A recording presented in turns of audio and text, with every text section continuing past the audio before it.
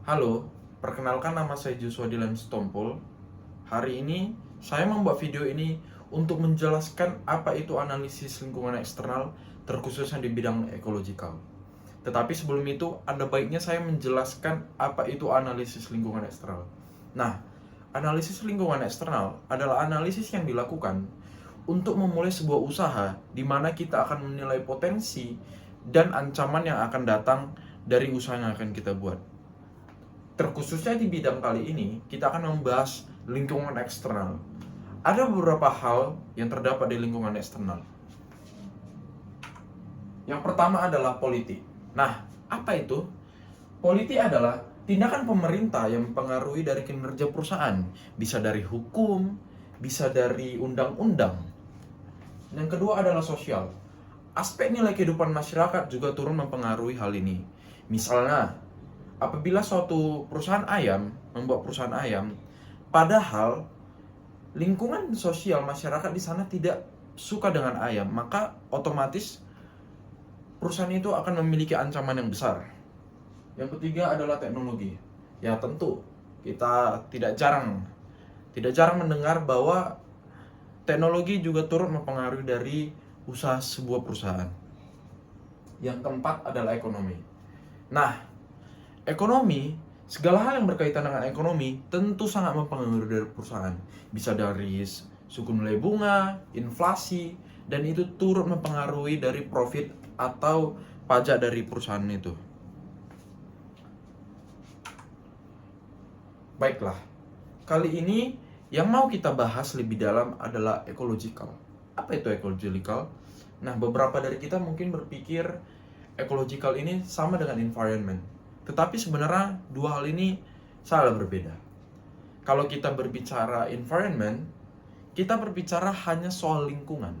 Lingkungan dari sebuah perusahaan, hanya lingkungan. Tetapi apabila kita membahas soal ecological, ecological itu berbicara tentang hubungan antara makhluk hidup dengan lingkungan. Jadi, kedua hal ini akan saling bersinggungan. Lebih tepatnya, di dalam ecological, makhluk hidup dan lingkungan akan saling berinteraksi. Nah, sekarang saya akan masuk ke topik utama, yaitu saya akan membahas bagaimana sih perusahaan Google, dan hari ini akan saya singgung soal ecological. Nah, tentu beberapa dari kita sudah sering mendengar Google. Bahkan hampir mustahil rasanya dari kita semua tidak pernah mendengar Google. Apa itu Google? Nah, dari worldatlas.com, saya mengambil web yang resmi. Dia mengatakan bahwa Google adalah search engine, mesin pencari yang paling terbesar pada zaman sekarang. Terkhususnya di semua HP, di semua laptop, semua komputer pasti tertanam softwarenya Google. Apa saja sih produk yang diciptakan oleh Google? Nah, sebenarnya ada sangat banyak produk yang diciptakan oleh Google. Namun saya akan mengambil beberapa yang sering kita gunakan. Yang pertama adalah Android OS. Nah, ini untuk teman-teman yang menggunakan Android, nah tentu pasti menggunakan Android OS buatan Google. Yang kedua adalah Google Play Music. Yang ketiga adalah Google Chrome. Ada Gmap. Dan yang terakhir Google Play, tempat kita mendownload lagu dan sebagainya. Nah, ini adalah beberapa aplikasi software hasil produk dari Google. Nah, tadi kita udah mengerti ya beberapa hasil perusahaan Google. Dan sebenarnya di lain software, selain software, Google juga memiliki hardware yang mereka jual. Bisa dari HP, bisa dari alat-alat yang lainnya. Nah, kita akan lanjut. Perusahaan Google memiliki kantor utama yang terdapat di California, yang bernama Googleplex. Apa itu Googleplex? Googleplex itu diambil dari kata Google dan kompleks. Perusahaan ini berdiri di daerah pegunungan di California.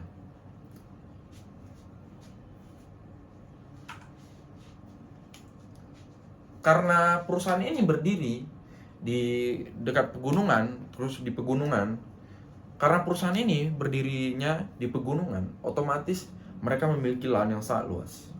Nah, sekarang kita akan bahas yang paling penting, yaitu opportunity atau kesempatan atau hal baik yang bisa dicapai dari perusahaan ini oleh akibat lingkungannya. Ya, dengan kondisi alam yang sungguh bagus, dengan kondisi alam yang luas, tentu mereka memiliki lahan yang luas. Nah, kalau teman-teman pasti sering mendengar bahwa salah satu kantor terbaik di dunia ini adalah Google. Mereka memiliki sistem gedung yang sama seperti kampus-kampus pada umumnya. Mereka memiliki gedung-gedung yang berbeda. Nah, hal ini sangat didukung karena mereka memiliki lahan yang luas, dan tentunya karena mereka membangun di pegunungan, mereka jauh dari pemukiman masyarakat, sehingga mereka dapat menjalankan aktivitasnya dengan baik. Nah, kalau kita berbicara dengan ecological, tidak jauh-jauh dengan isu masalah lingkungan. Ada beberapa opportunity yang dimiliki oleh Google. Yang pertama adalah Google telah berinvestasi besar-besaran dalam energi terbarukan. Nah, ini adalah salah satu aspek yang bagus dari Google.